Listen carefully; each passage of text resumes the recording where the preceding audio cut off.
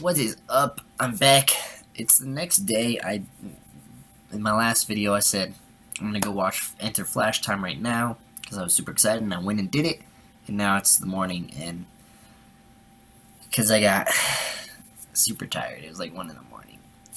Oops, sorry. So I'm doing the video now. The lighting's really bad. My hair's messed up. That's okay. So episode 15 of the Flash, Enter Flashtime. One of my, I don't know what it is, but on Arrow and Flash, they're both bringing back recurring characters that have been gone for a while, with Jay Garrick and Jesse Quick on the Flash, and then tonight is the Arrow episode, and it'll bring back Colton Haynes as Arsenal. So I don't know if they plan that way, but I like it. So Enter Flashtime. I'm sure everyone's seen the promo. Of course, the phone rings. I think we're good. So, if everyone's seen the promo and watched the episode, there's the bomb going off, a nuclear bomb in a central city, and so before any of that happens, we find out that Cisco knows how to find the pocket dimension. He found a way to breach to it, not breach to it, but found how the Vote breaches in and out of it and can track when he does it and where he does it. So Barry now has means, and this definitely proved his speed this episode, to take down the Vote as he's coming out of one of those breaches, like immediately. Because if you could see how fast he was going this episode, it's insanely fast. So before the bomb goes off, we learn that Harry's having some problems with grieving and the loss of his wife. And Jesse brings it up in his apology box thing. So he invites her back over to this Earth, and then everything starts going to shit. And so there's a bomb threat. The speedsters run over there, Vibe and Killer Frost are there, and the lady who's in charge of the group or whatever is about to blow up the city. So she detonates the bomb, and then Barry and Jesse have to figure out a way to stop it because they're in Flashtime and they can run way faster than the bomb exploding. So they have a couple different ways that they try and get rid of it. So Barry tells Jesse to go to Earth 3 and grab Jay Garrick because he might know what to do. And meanwhile, Barry grabs Cisco and brings him into Flashtime. And that's what they're going to call it. And he brings him over to the bomb so he could breach it out into a dead Earth. And because they're moving so fast, there's not enough time to formulate a breach because it's in the space. It's creating a breach into the space-time continuum, and because they're moving outside of time, he's unable to create that space-time breach. So Cisco's unable to help. He can't breach the bomb out of there in time to get rid of it, and so Barry takes him back, and we see that you can only be in Flashtime for so long, and then your body can't handle it because you're not a speedster and you're not supposed to be moving that fast. And so then Barry has a couple other ideas. Cisco tells him to go talk to Wells, so Barry runs all the way back to Star Labs, grabs Wells, brings him into Flashtime. He's freaking out. Where's Jesse? Where's Jesse? She went to Earth 3. He's like, oh, good, thank you. To get Jay Garrick and bring him. He's like, no, get her out of here. Get her out of here. He's freaking out. He has the idea to breach it into the Speed Force. So basically just create a portal around it like Barry does to travel in time and send that bomb into the Speed Force. But he's not sure it will really work. He says he thinks it should work, not that he knows it will work. And then right as he's saying that, Jesse and Jay get back, and Barry tells him, we have to throw it in the Speed Force. Jay's like, no, you can't do that. You'll lose your speed, and every speedster will lose their speed. And he's like, everyone? And he's like, get rid of Thawne's speed. But they end up not doing that. So Jay, Jesse, and Barry all have to figure out a way. And so they look at the thermodynamic nature of a nuclear explosion, and Jay says there's 2 ways you could create enough energy to combat that and stop the reaction from happening. Which if they would have gone with that immediately and thrown 3 lightning bolts, it would have ended right there.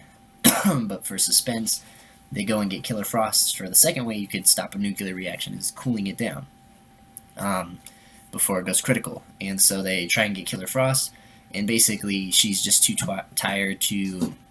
When you're in Flashtime, you don't have enough strength or your powers accessible to actually perform what you normally do in normal time. And so Killer Frost is unable to generate enough ice or anything to stop the reaction from happening. And so then they go back to that first option of stopping it by throwing lightning bolts. And Jay gets too tired to continue running as fast as the nuclear explosion is happening.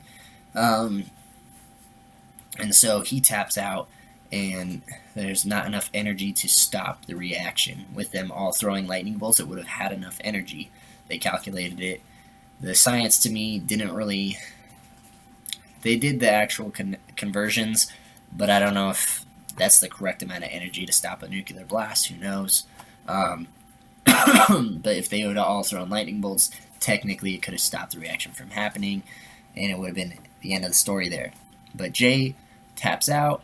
He's out for the count, and so it's up to Jesse and Barry.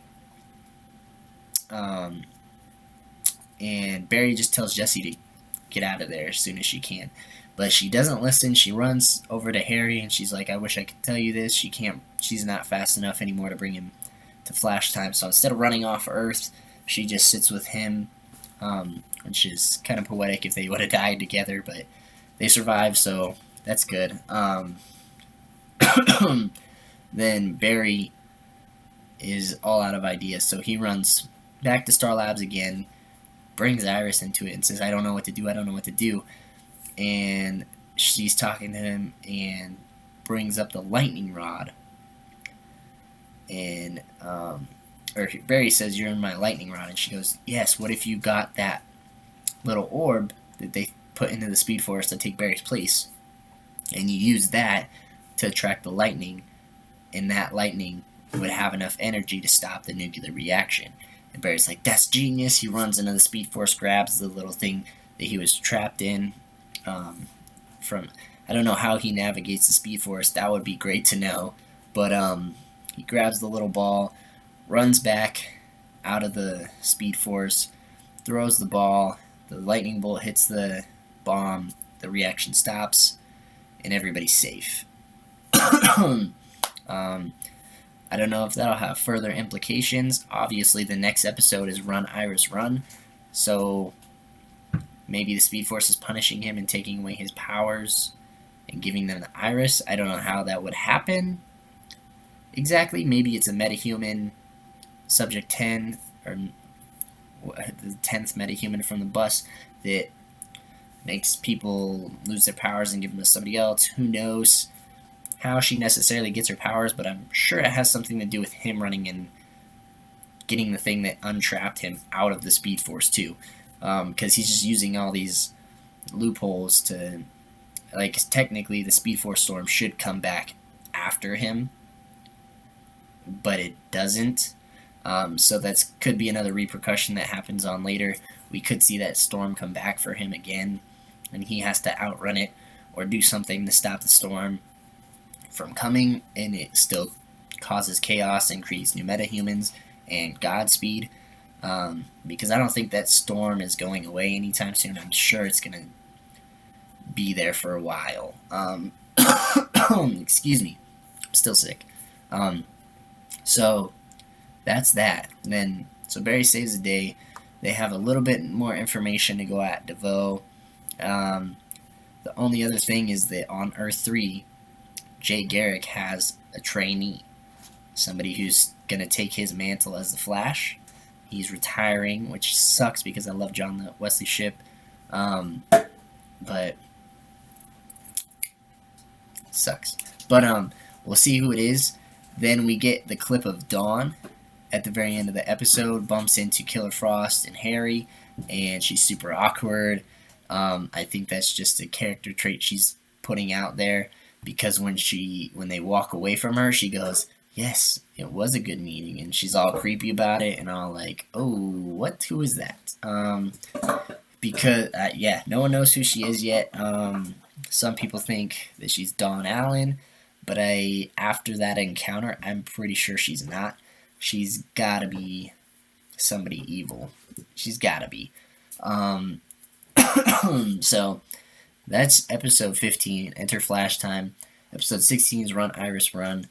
I'm not necessarily excited to see Candace Patton as a speedster, but I think if they pull it off the right way and it's another metahuman that gives her the powers from Barry, and then after they take him down, he gets his speed back, I'd be totally cool with it.